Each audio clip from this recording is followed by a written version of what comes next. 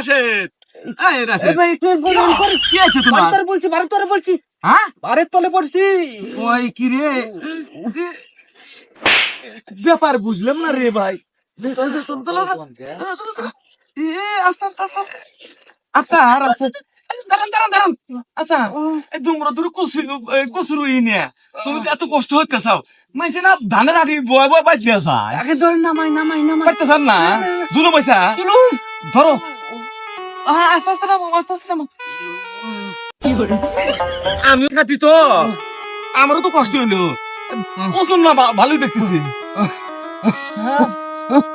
শোনো ভাই, তোমাকে হবো না, ভাই, কাম লাগবে, হরার লাগবো।